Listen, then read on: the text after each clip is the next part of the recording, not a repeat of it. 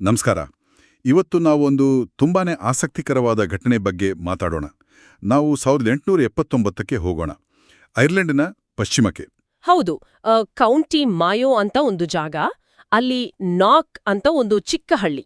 ಹೌದು, ನಾಕ್. ಅಲ್ಲಿ ನಡೆದ ಒಂದು ಘಟನೆ, ಅದು ನಾಕ್ನ ಮಹತಿಯ ದರ್ಶನ ಅಂತ ಈಗ ಫೇಮಸ್ ಆಗಿದೆ. ಇದರ ಬಗ್ಗೆ ಸ್ವಲ್ಪ ಆಳವಾಗಿ ನೋಡೋಣ. ಖಂಡಿತ. ಇದು ನಿಜಕ್ಕೂ ಒಂದು ವಿಶಿಷ್ಟವಾದ ಘಟನೆ. ನಮ್ಮತ್ರ ಕೆಲವು ಲೇಖನಗಳ ಆಯ್ದ ಭಾಗಗಳಿವೆ. The silent apparition of a lady of Knock ಮತ್ತು ನಾಕ್ನ ಮಾತೆಯ ಮೌನ ಸಂದೇಶ ಅಂತ. ಓಕೆ. ಇವುಗಳಿಂದ ನಮಗೆ ಇದರ ವಿವರಗಳು, ಅಲ್ಲಿ ಯಾರಿದ್ರು, ಏನು ನೋಡಿದ್ರು, ಮತ್ತು ಮುಖ್ಯವಾಗಿ ಆ ಮೌನ, ಅದರ ಅರ್ಥ ಏನು ಅಂತ ತಿಳಿಯೋಕೆ ಸಹಾಯ ಆಗುತ್ತೆ. ಸರಿ, ಹಾಗಾದ್ರೆ ನಮ್ಮ ಗುರಿ ಏನು, ಆ ದಿನ ಏನಾಯ್ತು ಅಂತ ನೋಡೋಣ. ಆಮೇಲೆ ಇದು ಯಾಕೆ ಇಷ್ಟು ಮುಖ್ಯ ಆಯ್ತು, ಮತ್ತೆ ನೀವ್ ಹೇಳ್ದ ಹಾಗೆ ಎಲ್ಲ ಸೈಲೆಂಟ್ ಆಗಿತ್ತಂತೆ, ಅಂದ್ರೆ ದೇವ್ರು ಮಾತಾಡಿಲ್ಲ. ಹೌದು, ಒಂದೇ ಒಂದು ಶಬ್ದ ಇಲ್ಲ. ಅದರ ಅರ್ಥ ಏನು, ಆ ಮೌನದಲ್ಲೇನು ಸಂದೇಶ ಇತ್ತಾ, ಇದನ್ನೇ ತಿಳಿಯೋಣ ಅಲ್ವಾ? ಖಂಡಿತ, ಅದೇ ಇದ್ರ ವಿಶೇಷತೆ. ಸಾಮಾನ್ಯವಾಗಿ ಇಂಥ ಘಟನೆಗಳಲ್ಲಿ ಏನಾದ್ರೂ ಹೇಳ್ತಾರೆ, ಸಂದೇಶ ಕೊಡ್ತಾರೆ. ಆದ್ರೆ ಇಲ್ಲಿ ಹಾಗಿಲ್ಲ. ಬರೀ ಒಂದು ದೃಶ್ಯ, ಒಂದು ಜೀವಂತ ಚಿತ್ರ ಇದ್ದ ಹಾಗೆ. ಅಷ್ಟೇ ಅಲ್ಲ, ಒಬ್ಬಿಬ್ರಲ್ಲ, 15 ಜನ ನೋಡಿದ್ರು. ಬೇರೆ ಬೇರೆ ವಯಸ್ಸಿನವರು, ಸುಮಾರು 2 ಗಂಟೆ ಕಾಲ. ಹೌದಾ? 15 ಜನ, 2 ಗಂಟೆ. ವಾವ್! ಅದು ಮಳೆ ಬರ್ತಿತ್ತಂತೆ ಆ ಸಂಜೆ. ಹೌದು, ಅದೇ ಇನ್ನೊಂದು ಆಶ್ಚರ್ಯ. ಓಕೆ, ಹಾಗಾದ್ರೆ ಆ ಸಂಜೆಯ ವಿವರಗಳಿಗೆ ಹೋಗೋಣ. ಯಾವಾಗ, ಎಲ್ಲಿ, ಪರಿಸ್ಥಿತಿ ಹೇಗಿತ್ತು? ಅದು ನಡೆದಿದ್ದು 1889 ಆಗಸ್ಟ್ 21ನೇ ತಾರೀಕು, ಗುರುವಾರ ಸಂಜೆ. ಟೈಮ್? ಸುಮಾರು 8 ಗಂಟೆ ಇರ್ಬೋದು. ಸ್ಥಳ ನೀವು ಹೇಳಿದ ಹಾಗೆ ಐರ್ಲ್ಯಾಂಡ್ನ ನಾಕ್ ಹಳ್ಳಿ. ಅಲ್ಲಿ ಒಂದು ಚರ್ಚ್ ಇದೆ, Saint John the Baptist church ಅಂತ. ಅದರ ದಕ್ಷಿಣದ ಗೋಡೆ, ಅಂದ್ರೆ ಆ ಗ್ಯಾಬಲ್ ವಾಲ್ ಅಂತಾರಲ್ಲ, ತ್ರಿಕೋಣಾಕಾರದ ಗೋಡೆ, ಅದರ ಹೊರಗಡೆ ಈ ದೃಶ್ಯ ಕಾಣಿಸಿದ್ದು. ಓಕೆ, ಆ ಕಾಲದ ಪರಿಸ್ಥಿತಿ ಬಗ್ಗೆ ಸ್ವಲ್ಪ ಹೇಳಿ. 1889 ಅಂದ್ರೆ ಐರ್ಲ್ಯಾಂಡ್ನಲ್ಲಿ ಅದು ಸುಲಭದ ಸಮಯ ಆಗಿರಲಿಲ್ಲ ಅಲ್ವಾ? ಖಂಡಿತ ಇಲ್ಲ. ಆಗ ತಾನೇ ಆ ಮಹಾಕ್ಷಾಮದಿಂದ ಜನ ಚೇತರಿಸ್ಕೊಳ್ತಾ ಇದ್ರು. ಬಡತನ, ಶೋಷಣೆ, ರಾಜಕೀಯವಾಗಿಯೂ ಸ್ಥಿತಿ ಸರಿಯಿರಲಿಲ್ಲ. ಹೌದು, ಆ ಲ್ಯಾಂಡ್ ವಾರ್ ಅಂತ ರೈತರ ಹೋರಾಟಗಳೆಲ್ಲ ನಡೀತಿತ್ತು ಅಂತ ಕೇಳಿದ್ದೀನಿ. ಹೌದು, ಅದೇ ಸಮಯ. ಇಂಥ ಒಂದು ಕಷ್ಟದ, ಸ್ವಲ್ಪ ನಿರಾಶೆಯ ವಾತಾವರಣದಲ್ಲಿ ಈ ಘಟನೆ ಆಗಿದ್ದು. ಅದು ಕೂಡ ಗಮನಿಸಬೇಕಾದ ವಿಷಯ. ಇಂಥ ಕಷ್ಟದ ಸಮಯದಲ್ಲಿ ನಡೆದ ಈ ಘಟನೆ, ಆ ಸಂಜೆಯ ವಾತಾವರಣ ಇನ್ನೂ ಹೇಗೇಳೋದು, ನಾಟಕೀಯವಾಗಿತ್ತಂತೆ. ಹೌದು, ಆ ಸಂಜೆ ಜೋರು ಮಳೆ, ವಿಪರೀತ ಗಾಳಿ, ಒಂದು ರೀತಿ ಟಿಪಿಕಲ್ ಐರಿಷ್ ವೆದರ್. ಹಬ್ಬ. ಅದೇ ಆಶ್ಚರ್ಯ ಅಂದ್ರೆ, ಚರ್ಚ್ನ ಆ ಗೋಡೆ ಹತ್ರ ಎಲ್ಲಿ ಈ ದೃಶ್ಯ ಕಾಣಿಸ್ತಿತ್ತೋ ಆ ಜಾಗ ಮಾತ್ರ ಪೂರ್ತಿ ಒಣಗಿತ್ತು. ಒಂದು ಹನಿ ನೀರಿರ್ಲಿಲ್ಲ. ಹೌದಾ? ಹೇಗೆ ಸಾಧ್ಯ? ಗೊತ್ತಿಲ್ಲ. ಅಷ್ಟೇ ಅಲ್ಲ, ಆ ಜಾಗದಲ್ಲಿ ಒಂದು ವಿವರಿಸೋಕೆ ಆಗದ ಬಿಳಿ ಬೆಳಕಿಟ್ಟು, ತುಂಬಾ ಪ್ರಕಾಶಮಾನವಾಗಿ. ಸೂರ್ಯನ ಬೆಳಕ, ಚಂದ್ರನ ಬೆಳಕ? ಇಲ್ಲ, ಅದ್ಯಾವುದೂ ಅಲ್ಲ. ಇದೇನೋ ಬೇರೆ ತರದ, ಸ್ವರ್ಗದಿಂದ ಬಂದ ಬೆಳಕು ಅಂತ ಸಾಕ್ಷಿಗಳು ಹೇಳಿದ್ದಾರೆ. ಸುತ್ತ ಕತ್ಲಿದ್ರೂ ಆ ಜಾಗ ಮಾತ್ರ ಬೆಳಗುತ್ತಿತ್ತು. ತುಂಬಾನೇ ವಿಚಿತ್ರವಾಗಿದೆ. ಮತ್ತೆ ಇದನ್ನ 15 ಜನ ನೋಡಿದ್ರು ಅಂದ್ರಿ? ಹೌದು. ಅವ್ರ ಬಗ್ಗೆ ಏನಾದ್ರೂ ಮಾಹಿತಿ ಇದೆಯಾ? ಹಿಡಿದು 75 ವರ್ಷದ ವೃದ್ಧರವರೆಗೂ ಎಲ್ಲಾ ವಯಸ್ಸಿನವರೂ ಇದ್ರು. ಗಂಡಸರು, ಹೆಂಗಸರು, ಮಕ್ಕಳು ಎಲ್ಲ. ಮೇರಿಬೈನ್ ಅಂತ ಒಬ್ರಿದ್ರು. ಅವರೇ ಮೊದ್ಲು ನೋಡಿದ್ದು ಅಂತ ಕಾಣುತ್ತೆ. ಅವ್ರ ಜೊತೆ ಅವರ ಅಮ್ಮ, ಅಕ್ಕ, ತಮ್ಮ ಎಲ್ಲ ಇದ್ರು. ಆಮೇಲೆ ಕ್ಯಾಥರೀನ್ ಮುರ್ರೆ, ಜಾನ್ ಕರಿ, ಬ್ರಿಜಿಟ್ ಟ್ರೆಂಚ್, ಪ್ಯಾಟ್ರಿಕ್ ಹಿಲ್ ಅಂತ ಒಂದು 11 ವರ್ಷದ ಹುಡುಗನೂ ಇದ್ದ. ಈ ಪ್ಯಾಟ್ರಿಕ್ ಹಿಲ್ ಕೊಟ್ಟ ವಿವರಣೆ ತುಂಬಾ ಸ್ಪಷ್ಟವಾಗಿತ್ತು ಅಂತ ಆಮೇಲೆ ತನಿಖೆ ಮಾಡಿದಾಗ ಹೇಳಿದ್ರು. ಅವರೆಲ್ಲ ಮಳೆಯಲ್ಲಿ ಸುಮಾರು 2 ಗಂಟೆ ಕಾಲ ಸುಮ್ನೆ ನಿಂತಿದ್ರಾ ಅಥವಾ? ಇಲ್ಲ, ಅವರು ರೋಸರಿ ಜಪ ಮಾಡ್ತಿದ್ರು ಅಂತಾನೂ ದಾಖಲೆ ಇದೆ. ಆ ದೃಶ್ಯವನ್ನ ನೋಡ್ತಾ ಪ್ರಾರ್ಥನೆ ಮಾಡ್ತಿದ್ರು. ಅದು ಅವರ ನಂಬಿಕೆಯನ್ನ ತೋರಿಸುತ್ತೆ. ಸರಿ, ಈಗ ಮುಖ್ಯವಾದ ವಿಷಯಕ್ಕೆ ಬರೋಣ. ಏನ್ ಕಂಡ್ರು ಅವರು? ಆ ದೃಶ್ಯದಲ್ಲಿ ಏನಿತ್ತು? ಯಾರೆಲ್ಲ ಇದ್ರು? ಆ ದೃಶ್ಯದ ಸೆಂಟರಲ್ಲಿ ಮಾತೆ ಮರಿಯಮ್ಮ ಇದ್ರು. ಓಕೆ. ನೆಲದಿಂದ ಒಂದು 2 ಅಡಿ ಮೇಲೆ ನಿಂದಿದ್ರು. ತುಂಬಾನೇ ಹೊಳೆಯೋ ಬಿಳಿ ಬಟ್ಟೆ ಹಾಕೊಂಡಿದ್ರು. ಎಷ್ಟು ಹೊಳಪಿತ್ತು ಅಂದ್ರೆ ಕೆಲವರು ಅದನ್ನ ಸರಿಯಾಗಿ ನೋಡೋಕು ಕಷ್ಟ ಆಯ್ತು ಅಂತ ಹೇಳಿದ್ದಾರೆ. ತಲೆ ಮೇಲೆ ಹೊಳೆಯೋ ಚಿನ್ನದ ಕಿರೀಟ ಇತ್ತು. ಅದ್ರ ಮೇಲೆ ಚಿನ್ನದ ಗುಲಾಬಿ ಹೂಗಳ ತರ ಏನೋ ಇತ್ತು ಅಂತಾರೆ. ಅವರ ನಿಲುವು, ಭಂಗಿ ಹೇಗಿತ್ತು? ಕೈಗಳನ್ನ ಭುಜದ ಮಟ್ಟಕ್ಕೆ ಎತ್ತಿ ಅಂಗೈಗಳನ್ನ ಒಳಗೆ ತಿರುಗಿಸಿ ಹಿಡಿದಿದ್ರು, ಪ್ರಾರ್ಥನೆ ಮಾಡೋ ತರ. ಕಣ್ಣುಗಳು ಮೇಲಕ್ಕೆ, ಸ್ವರ್ಗದ ಕಡೆ ನೋಡ್ತಿತ್ತು. ಮುಖದಲ್ಲಿ ಯಾವ ಭಾವನೆಯೂ ಕಾಣ್ತಿರ್ಲಿಲ್ಲ. ಸಂಪೂರ್ಣ ಮೌನ, ಪ್ರಾರ್ಥನೆಯಲ್ಲಿ ಪೂರ್ತಿ ಮುಳುಗಿದ ಹಾಗೆ. ಅವರೊಬ್ರೇ ಇದ್ರಾ? ಇಲ್ಲ, ಅವರ ಬಲಪಕ್ಕದಲ್ಲಿ ಸ್ವಲ್ಪ ಹಿಂದೆ ಸಂತ ಜೋಸೆಫ್ ನಿಂತಿದ್ರು. ಓ, ಸಂತ ಜೋಸೆಫ್ ಕೂಡ? ಹೌದು, ಅವರು ಬಿಳಿ ಬಟ್ಟೆಯಲ್ಲೇ ಇದ್ರು, ತಲೆಯನ್ನ ಸ್ವಲ್ಪ ಬಗ್ಗಿಸಿದ್ರು, ಕೈಗಳನ್ನ ಎದೆ ಮೇಲಿಟ್ಕೊಂಡಿದ್ರು, ಒಂದು ರೀತಿ ಗೌರವ ಕೊಡೋ ತರ ಅಥವಾ ಆರಾಧನೆ ಮಾಡೋ ತರ. ಅವರು ಮರಿಯಮ್ಮನ ಕಡೆ ನೋಡ್ತಿದ್ರಾ? ಹೌದು, ಮರಿಯಮ್ಮನ ಕಡೆ ಗೌರವದಿಂದ ತಲೆ ಬಗ್ಗಿಸಿದ್ರು ಅಂತ ಕೆಲವರು ಹೇಳಿದ್ದಾರೆ. ಅವರ ಗಡ್ಡ, ಕೂದಲೆಲ್ಲ ಸ್ವಲ್ಪ ಬೂದು ಬಣ್ಣದಲ್ಲಿತ್ತು. ಸರಿ, ಬಲಕ್ಕೆ ಜೋಸೆಫ್ ಇದ್ರು. ಹಾಗಾದ್ರೆ ಎಡಪಕ್ಕದಲ್ಲಿ ಯಾರು? ಎಡಪಕ್ಕದಲ್ಲಿ ಸಂತ ಜಾನ್ ದ ಇವ್ಯಾಂಜಲಿಸ್ಟ್, ಯೇಸುವಿನ ಶಿಷ್ಯರಲ್ಲಿ ಒಬ್ರು. ಆ, ಸುವಾರ್ತೆ ಬರೆದವರಲ್ವಾ? ಪ್ರೀತಿಯ ಶಿಷ್ಯ ಅಂತಾರಲ್ಲ ಅವರು? ಹೌದು, ಅವರೇ. ಅವರು ಸ್ವಲ್ಪ ಬೇರೆ ತರ ಇದ್ರು. ಉದ್ದನೆಯ ನಿಲುವಂಗಿ, ತಲೆ ಮೇಲೆ ಬಿಷಪ್ಗಳು ಹಾಕೊಳ್ತಾರಲ್ಲ ಆ ತರ ಎತ್ತರವಾದ ಟೋಪಿ, ಮೈಟರ್ ಅಂತಾರಲ್ಲ ಅದು. ಅವರ ಭಂಗಿ. ಇದರ ಬಗ್ಗೆ ಸಾಕ್ಷಿಗಳು ಸ್ವಲ್ಪ ಬೇರೆ ಬೇರೆ ಹೇಳಿದ್ದಾರೆ. ಕೆಲವರು ಬೋಧನೆ ಮಾಡೋ ತರ ನಿಂತಿದ್ರು ಅಂದ್ರೆ, ಇನ್ನು ಕೆಲವರು ಅವರ ಎಡಗೈಯಲ್ಲಿ ಒಂದು ದೊಡ್ಡ ತೆರೆದ ಪುಸ್ತಕ ಇತ್ತು, ಬಲಗೈಯನ್ನ ಆಶೀರ್ವಾದ ಮಾಡೋ ತರ ಅಥವಾ ಪಾಠ ಮಾಡೋ ತರ ಎತ್ತಿದ್ರು ಅಂತ ಹೇಳಿದ್ದಾರೆ. ಆ ಪುಸ್ತಕ ಸುವಾರ್ತೆ ಆಗಿರಬಹುದು. ಅವರು ಮರಿಯಮ್ಮನ ಕಡೆ ನೋಡ್ತಿರ್ಲಿಲ್ವಾ? ಇಲ್ಲ, ಅವರು ಅವರಿಬ್ರು ಕಡೆ ಮುಖ ಮಾಡಿರ್ಲಿಲ್ಲ. ಸ್ವಲ್ಪ ವಾಯುವ್ಯ ದಿಕ್ಕಿಲು ತಿರುಗಿ ನಿಂತಿದ್ರು, ಬಹುಶಃ ಬೋಧನೆ ಮಾಡೋ ಪೋಸ್ನಲ್ಲಿ. ಇದು ನಿಜಕ್ಕೂ ಒಂದು ಇಂಟ್ರೆಸ್ಟಿಂಗ್ ಕಾಂಬಿನೇಷನ್. ಮಾತೆ ಮರಿಯಮ್ಮ, ಸಂತ ಯೋಸೆಫ್, ಸಂತ ಜಾನ್, ಇಷ್ಟೇನಾ? ದೃಶ್ಯದಲ್ಲಿ ಬೇರೆ ಏನಾದ್ರೂ ಇತ್ತಾ? ಇತ್ತು. ಸಂತ್ ಜಾನ್ ಇದ್ರಲ್ಲ, ಅವರ ಎಡಕ್ಕೆ ಅಂದ್ರೆ ಆ ದೃಶ್ಯದ ಒಂದು ಕೊನೆಯಲ್ಲಿ ಒಂದು ಸಾದಾ ಬಲಿಪೀಠ ಕಾಣಿಸ್ತಿತ್ತು. ಬಲಿಪೀಠನ? ಅಲ್ಟಾರ್? ಹೌದು, ತುಂಬಾನೇ ಸಿಂಪಲ್ ಆಗಿತ್ತು. ಅದರ ಮೇಲೆ ಒಂದು ಕುರಿಮರಿ ನಿಂತಿತ್ತು. ಕುರಿಮರಿ? ಚಿಕ್ಕದಾ? ಹೌದು, ಚಿಕ್ಕ ಕುರಿಮರಿ. ಒಂದು 8 ವಾರದ ಮರಿ ಇರಬಹುದು ಅಷ್ಟೇ. ಅದು ಪಶ್ಚಿಮಕ್ಕೆ ಮುಖ ಮಾಡಿ ನಿಂತಿತ್ತು, ಅಂದ್ರೆ ಸಂತ್ ಜಾನ್ ಕಡೆಗೆ. ಕುರಿಮರಿ? ಇದು ಕ್ರಿಶ್ಚಿಯಾನಿಟಿಯಲ್ಲಿ ತುಂಬಾ ಮುಖ್ಯವಾದ ಸಿಂಬಲ್ ಅಲ್ವಾ? ದೇವರ ಕುರಿಮರಿ. ಖಂಡಿತ. ಆ ಕುರಿಮರಿ ಅಂದ್ರೆ ಯೇಸು ಕ್ರಿಸ್ತನೇ. ಅವರ ಆ ಯಜ್ಞ ಮತ್ತೆ ಆ ಯೂಕರಿಸ್ಟ್ ಇದೆಯಲ್ಲ, ಅದರಲ್ಲಿ ಅವರ ಉಪಸ್ಥಿತಿ, ಅದನ್ನೇ ಇದು ಸೂಚಿಸುತ್ತೆ.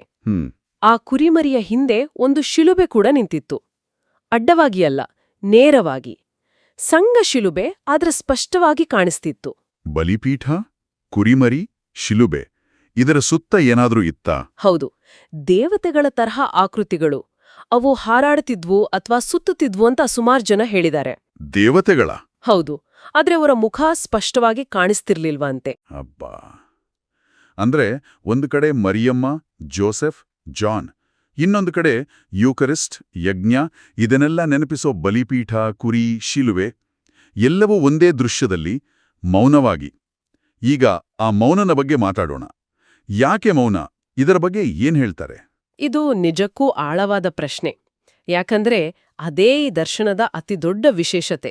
ಮಾತುಗಳೇ ಇರ್ಲಿಲ್ಲ. ಹೌದು, ಮೌನವೇ ಒಂದು ಸಂದೇಶ ಆಯಿತು. ತಜ್ಞರು ಇದಕ್ಕೆ ಹಲವು ಅರ್ಥಗಳನ್ನ ಕೊಡ್ತಾರೆ. ಒಂದು, ಮಾತೆ ಮರಿಯಮ್ಮ ಪ್ರಾರ್ಥನೆ ಮಾಡೋ ಭಂಗಿಯಲ್ಲಿದ್ರಲ್ಲ, ಆ ಮೌನ ಪ್ರಾರ್ಥನೆಯ ಶಕ್ತಿಯನ್ನ ತೋರಿಸುತ್ತೆ. ನಾವು ಮನಸ್ಸಲ್ಲಿ ಅಂದುಕೊಂಡ್ರೂ ದೇವರಿಗೆ ತಲುಪುತ್ತೆ ಅನ್ನೋದನ್ನ. ಆಕೆ ನಮಗೋಸ್ಕರ ಮೌನವಾಗಿ ಬೇಡ್ಕೊಳ್ತಿದ್ದಾಳೆ ಅನ್ನೋ ಹಾಗೆ. ಆದ್ರೆ ಮೌನವಾಗಿ ಯಾಕೆ? ಮಾತಾಡಿ ಹೇಳ್ಬೋದಿತ್ತಲ್ವಾ ಅಂತ ಕೆಲವರು ಕೇಳ್ಬೋದು. ಹೌದು, ಅದಕ್ಕೂ ಒಂದು ಇಂಟ್ರೆಸ್ಟಿಂಗ್ ವಿವರಣೆ ಇದೆ. ಆಕರಗಳಲ್ಲಿ ಒಂದು ತಾಯಿಯ ಉದಾಹರಣೆ ಇದೆ. ಓ, ಹೇಗೆ? ಇಬ್ಬರು ಅಣ್ಣ ತಮ್ಮಂದಿರು ಜೋರಾಗಿ ಜಗಳಾಡ್ತಿರ್ತಾರೆ. ಅವರಮ್ಮ ಅಲ್ಲಿಗ್ ಬರ್ತಾರೆ.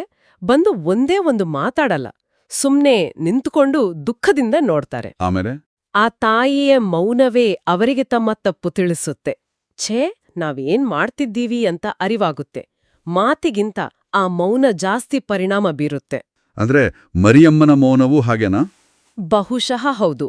ಒಂದು ಥಿಯರಿ ಪ್ರಕಾರ ಮರಿಯಮ್ಮನ ಮೌನ ನಮ್ಮ ಗಮನ ಪೂರ್ತಿ ಅವರ ಮೇಲೆಯೇ ಹೋಗೋದನ್ನ ತಪ್ಪಿಸುತ್ತೆ.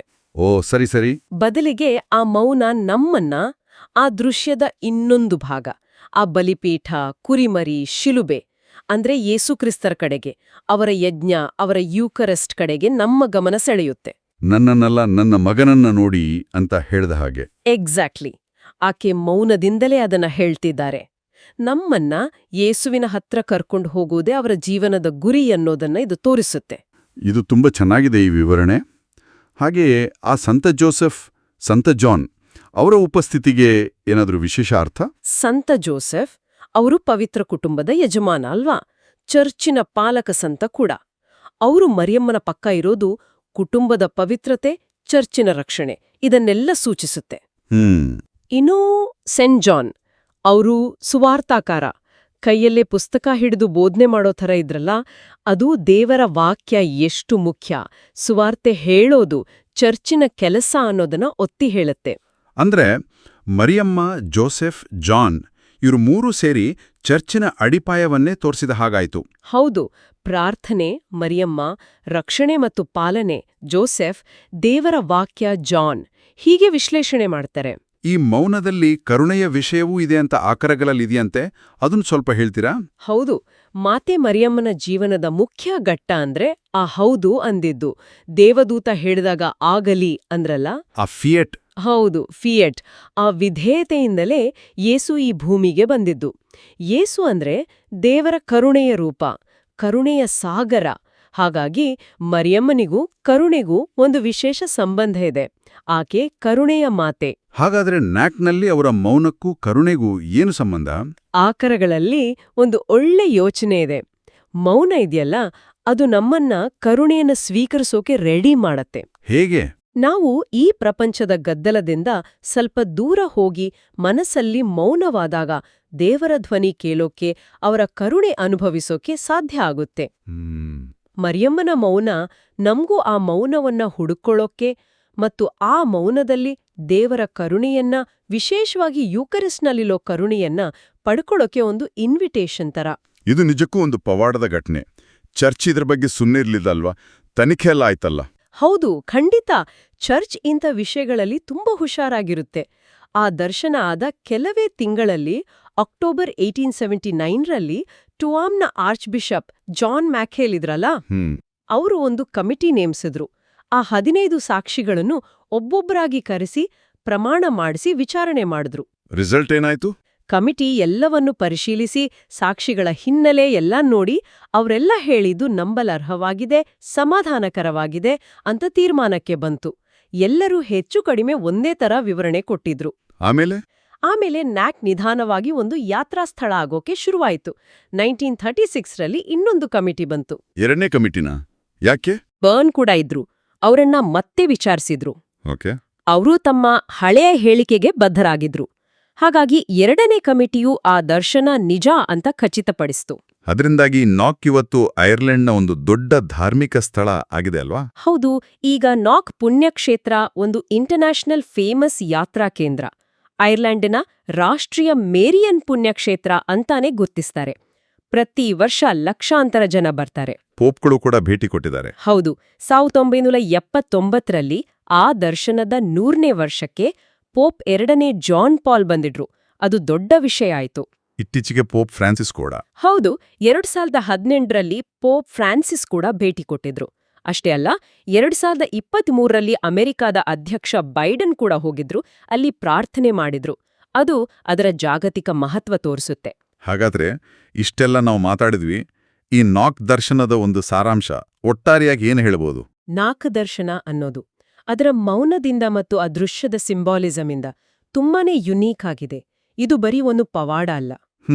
ಇದು ಕ್ಯಾಥೋಲಿಕ್ ನಂಬಿಕೆಯ ಕೆಲವು ಮುಖ್ಯವಾದ ಸತ್ಯಗಳನ್ನ, ಅಂದ್ರೆ ಯುಕರಿಸ್ಟ್ಗೆ ಎಷ್ಟು ಪ್ರಾಮುಖ್ಯತೆ ಇದೆ, ಪ್ರಾರ್ಥನೆಯ ಶಕ್ತಿ, ಕುಟುಂಬದ ಮಾದರಿ, ಚರ್ಚಿನ ಅಡಿಪಾಯ, ದೇವರ ವಾಕ್ಯದ ಮಹತ್ವ, ಇದನ್ನೆಲ್ಲ ಮೌನವಾಗಿಯಾದ್ರೂ ತುಂಬಾ ಸ್ಪಷ್ಟವಾಗಿ ಹೇಳೋ ಒಂದು ಜೀವಂತ ಧಾರ್ಮಿಕ ಚಿತ್ರಣ. ಮತ್ತು ಅದರಲ್ಲಿ ಮಾತೆ ಮರಿಯಮ್ಮನ ಪಾತ್ರ? ಹೌದು, ಅವರ ಮೌನ ಅದು ಮಾತಿಗಿಂತ ಹೆಚ್ಚು ಪವರ್ಫುಲ್ ಆಗಿ ಸಂದೇಶ ಕೊಡುತ್ತೆ. ಅವರು ಸ್ವರ್ಗದ ರಾಣಿಯಾಗಿ ನಮ್ಗಾಗಿ ಮಧ್ಯಸ್ಥಿಕೆ ವಹಿಸ್ತಾರೆ ಅನ್ನೋದನ್ನ, ಮತ್ತು ಮುಖ್ಯವಾಗಿ ನಮ್ಮ ಗಮನವನ್ನ ಅವರ ಮೇಲಿಂದ ಅವರ ಮಗ ಯೇಸುವಿನ ಕಡೆಗೆ, ಅವರ ಕರುಣೆ, ಅವರ ಯಜ್ಞ, ಅವರ ಯೂಕರಿಸ್ಟ್ನಲ್ಲಿರೋ ಉಪಸ್ಥಿತಿ ಕಡೆಗೆ ತಿರುಗಿಸೋದೇ ಅವರ ಕೆಲಸ ಅನ್ನೋದನ್ನ ಒತ್ತಿ ಹೇಳುತ್ತೆ. ಅವರು ದಾರಿ ತೋರ್ಸೋರು, ಗುರಿಯಲ್ಲ. ಇಲ್ಲಿ ಒಂದು ಇಂಟ್ರೆಸ್ಟಿಂಗ್ ಪಾಯಿಂಟ್ ಅಂದ್ರೆ, ಆ ಮೌನವೇ ಒಂದು ರೀತಿ ಕಮ್ಯುನಿಕೇಶನ್ ಆಯಿತು. ಇದು ನಮ್ಮನ್ನ ಒಂದು ಯೋಚನೆಗೆ ಹಚ್ಚುತ್ತೆ ಅಲ್ವಾ? ಹೌದು. ನಮ್ಮ ಜೀವನದಲ್ಲಿ, ನಮ್ಮ ಮಾತುಕತೆಯಲ್ಲಿ, ಆಧ್ಯಾತ್ಮಿಕ ಪಯಣದಲ್ಲಿ ಮೌನ ಅನ್ನೋದು ಕೆಲವೊಮ್ಮೆ ಮಾತಿಗಿಂತ ಹೆಚ್ಚು ಆಳವಾದ ಅರ್ಥ ಕೊಡ್ಬೋದಾ? ಹೆಚ್ಚು ಚೆನ್ನಾಗಿ ಕನೆಕ್ಟ್ ಆಗ್ಬೋದಾ? ಖಂಡಿತ. ಇನ್ನೊಂದ್ ರೀತಿ ಯೋಚಿಸಿದ್ರೆ, ಇವತ್ತಿನ ಈ ಗಲಾಟೆ ಗದ್ದಲದ ಜಗತ್ತಲ್ಲಿ ಸ್ವಲ್ಪ ಹೊತ್ತು ಸುಮ್ನಿರೋದು, ಮೌನವಾಗಿರೋದು, ಅದು ನಮ್ಮನ್ನ ದೇವರ ಕರುಣೆಯನ್ನ, ಅವರ ದಾರಿಯನ್ನ ಪಡ್ಕೊಳ್ಳೋಕೆ ಹೇಗೆ ರೆಡಿ ಮಾಡಬಹುದು? ನಾಕ್ನ ಆ ಮೌನ ಸಂದೇಶ ಬಹುಶಃ ನಮ್ಗೆಲ್ಲ ಈ ಬಗ್ಗೆ ಯೋಚಿಸೋಕೆ, ನಮ್ಮ ಜೀವನದಲ್ಲಿ ಮೌನದ ಬೆಲೆಯನ್ನ ಮತ್ತೆ ಕಂಡುಹಿಡಿಯೋಕೆ ಒಂದು ಅವಕಾಶ ಕೊಡುತ್ತೆ ಅನ್ಸುತ್ತೆ. ಪ್ರಿಯರೇ, ಈ ಚಾನೆಲ್ ಅನ್ನು ಸಬ್ಸ್ಕ್ರೈಬ್ ಮಾಡಿ ಪ್ರತಿದಿನ ದೇವರ ವಾಕ್ಯವನ್ನು ಆಲಿಸುತ್ತಾ ಅದನ್ನು ಇತರರೊಂದಿಗೆ ಹಂಚಿಕೊಳ್ಳಲು ನಮಗೆ ನೆರವಾಗಿರಿ. ಧನ್ಯವಾದಗಳು.